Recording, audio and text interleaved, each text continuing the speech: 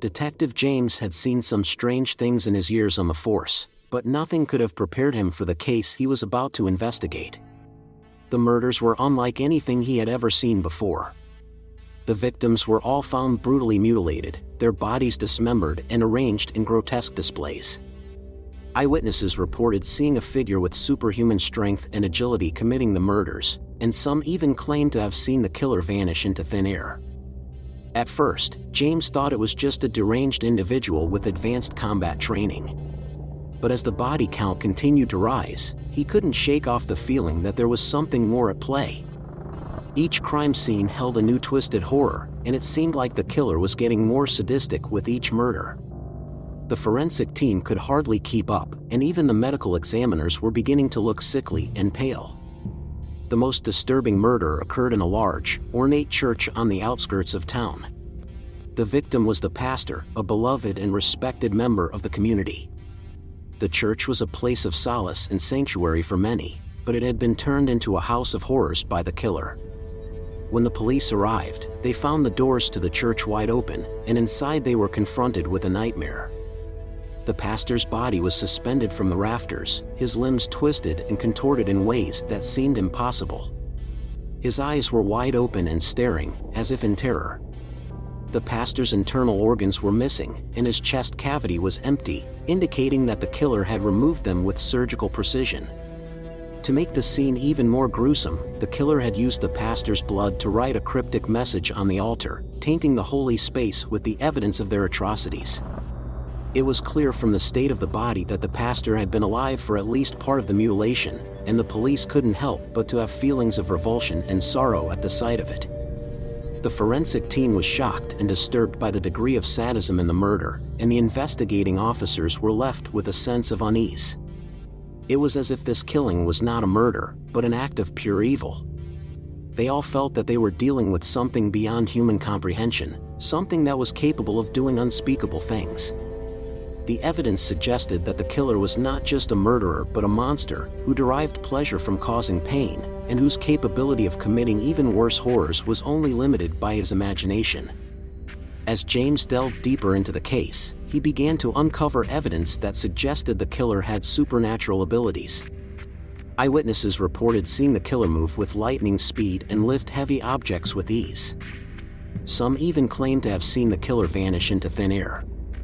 The forensic team found trace evidence that was consistent with extraordinary strength and agility, such as deep indentations in the ground and broken furniture at the crime scenes. He knew that he needed to find out more about the killer's abilities if he was going to catch him. He reached out to an old colleague, Detective Smith, who specialized in supernatural investigations, and together they began to piece together the evidence.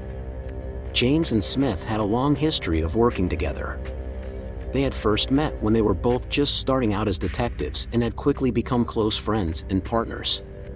They had been through many difficult cases together, their teamwork and understanding of each other's strengths and weaknesses making them a formidable duo. They had always worked well together and had an unspoken trust in one another. For instance, they had worked on a serial killer case where the perpetrator had left complex puzzles and riddles at each crime scene, making it challenging for them to track down the killer. But with James' analytical skills and Smith's attention to detail, they were able to solve the puzzles and catch the killer. James and Smith had also worked on a case that involved a series of bank robberies where the robbers had been using sophisticated technology. They had used hacking tools to bypass the security systems of the banks and had managed to steal a large amount of money without being detected for a long time. The police had initially struggled to trace the robbers due to the sophisticated nature of the technology used.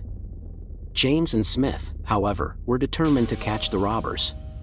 They spent countless hours studying the evidence and analyzing the data to uncover the source of the technology.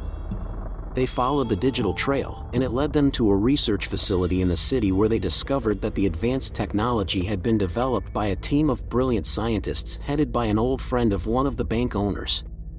It turned out that the bank owner and head researcher had known each other since college and had reconnected years later when the manager needed to improve the security of the bank. The manager had asked his friend to help him, and the scientist had agreed and developed state-of-the-art technology to protect the bank. Unfortunately, the head researcher, motivated by greed, had betrayed the manager by selling the technology to a group of criminals. These criminals then used the technology to break into the bank and steal a large sum of money. James and Smith were able to track down the group of robbers, and they were able to arrest them, but it ultimately was impossible for them to trace the stolen money. It had been laundered multiple times and moved through various offshore accounts, and it was lost forever. The head researcher was subsequently arrested for aiding and abetting the criminals. The case was a difficult one and a reminder for James and Smith that not every case has a happy ending. Afterward, their friendship had been put to the test when they were both assigned to a high-profile case involving supernatural elements. The case was about a supposed cult that had been sacrificing victims in rituals. James had been convinced that there was something supernatural about the case, but Smith had been skeptical of the supernatural and had initially dismissed James' ideas as paranoia.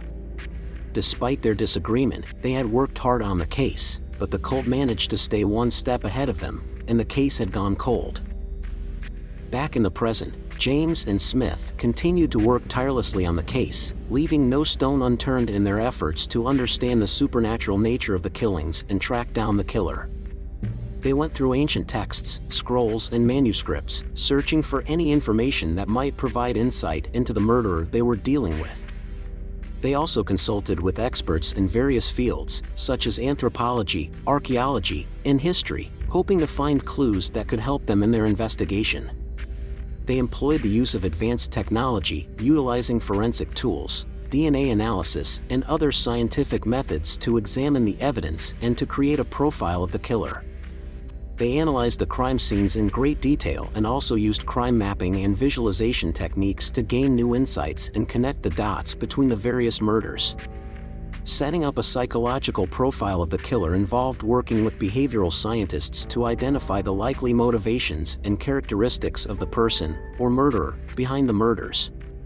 They also used psychological techniques such as hypnosis and stress analysis to extract information from witnesses and other parties involved.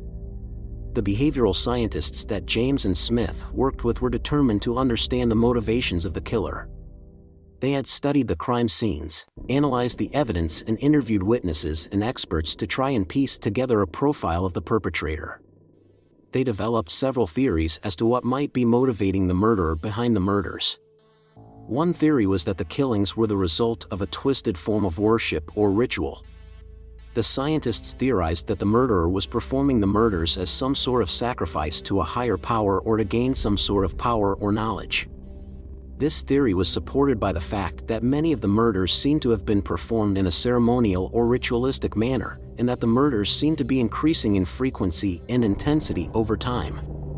Another theory was that the murderer was motivated by revenge. The scientists believed that the murderer was targeting specific individuals or groups of people and that the murders were an attempt to get revenge for some past wrong. This theory was supported by the fact that many of the victims seemed to have had some sort of connection to the murderer, whether through family, business, or social ties. A third theory was that the murderer was suffering from some sort of psychological disorder or was driven by a deep-seated emotional need. The scientists believed that the murderer was using the murders to express his inner turmoil or pain, and that the murders were a form of catharsis for the murderer. This theory was supported by the level of violence and sadism in the murders, which seemed to go beyond mere killing. Despite their theories and their efforts, the scientists were unable to develop a complete profile of the murderer or understand his motivations completely. The killer's reasoning and objectives remained a mystery.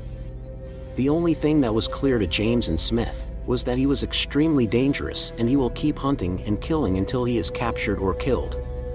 James and Smith paid close attention to the media coverage of the case and monitored online and social media activity in the hopes of finding a lead or getting a clue about the perpetrator or its whereabouts.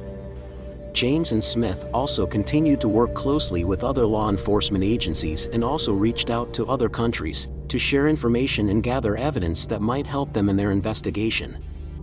They discovered that the murderer they were dealing with was not just a mere monster, but an ancient being with immense powers. Despite their best efforts, they could not find a way to capture the creature. It seemed to be able to evade them at every turn, as if it knew their every move before they made it. They began to feel as though the creature was always one step ahead of them.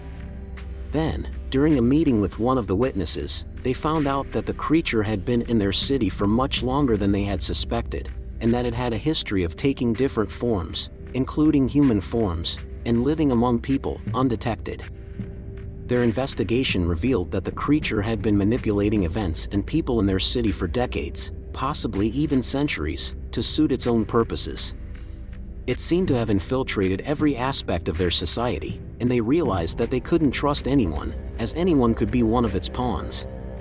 This realization made James and Smith question everything they had learned so far, and they also started suspecting each other, for a moment, and wondering if one of them could be under the creature's influence. But they managed to overcome that doubt, trusting the bond they had built over the years. With their suspicions and fear increasing, the two friends began to feel as though they were truly alone in their fight against this powerful creature. They knew that they would have to tread carefully and be vigilant if they hoped to uncover the truth and bring the killer to justice. But, with the creature's immense powers and its ability to manipulate events and people, they couldn't be sure if they would ever succeed in their mission.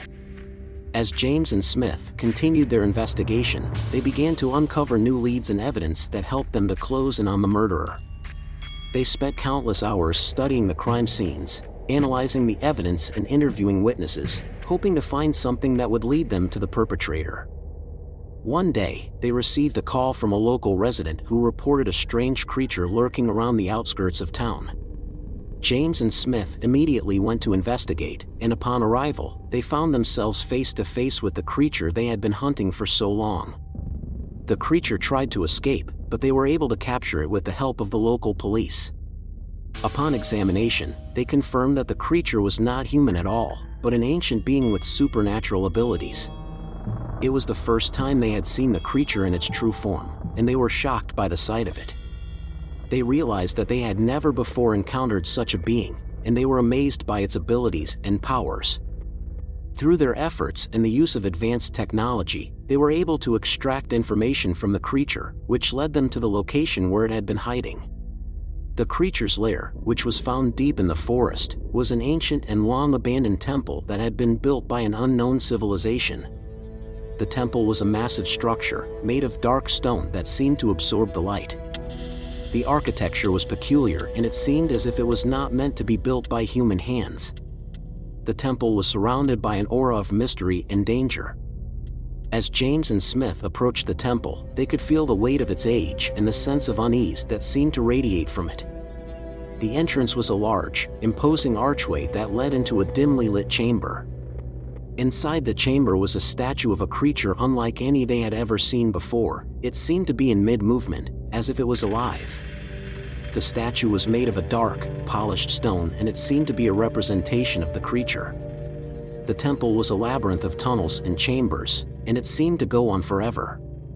The walls were adorned with carvings and hieroglyphs that depicted rituals and ceremonies. The air was musty and damp, and there was a sense of foreboding that hung over everything. As they moved deeper into the temple, they came across a chamber that was different from the rest.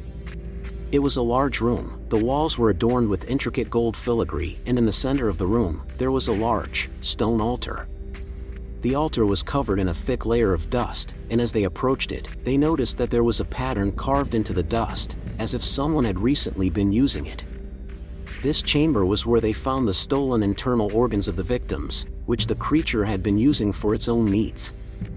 Upon further investigation, James and Smith discovered that the creature had been using the stolen internal organs for its own rituals and ceremonies.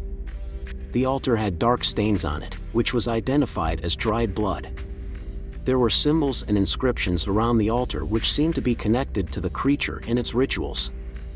The creature seemed to be using the organs for some sort of dark magic, possibly to maintain its powers or to appease an even more ancient and powerful being.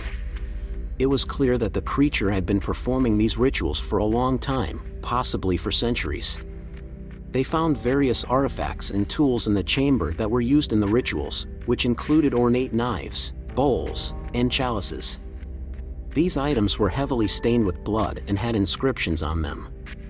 The discovery of the creature's use of the organs was both shocking and disturbing for James and Smith. It gave them a glimpse into the true nature of the creature and its motivations, and also it helped them to understand the true horror behind the murders. It was clear to them that the creature was not just a simple murderer, but a being that was capable of committing unspeakable acts. With the capture of the creature, James and Smith had finally brought an end to its reign of terror and provided closure for the families of the victims. However, their success was not without consequences. As they delved deeper into the creature's lair and uncovered the truth about its nature and motivations, they also discovered that the creature was not alone. It was part of a larger group of ancient beings, and they were not pleased with the capture of one of their own. James and Smith soon found themselves being hunted by the group of ancient beings, who saw them as a threat to their existence. James and Smith knew that they needed to act fast if they were to escape the ancient beings' pursuit. They quickly gathered all the information and evidence they had collected during their investigation, including the artifacts and manuscripts from the creature's lair, and used it to their advantage.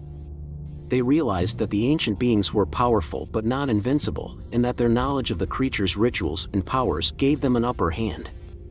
They used this knowledge to create decoys and diversions, which helped them to evade the creatures and stay one step ahead of them.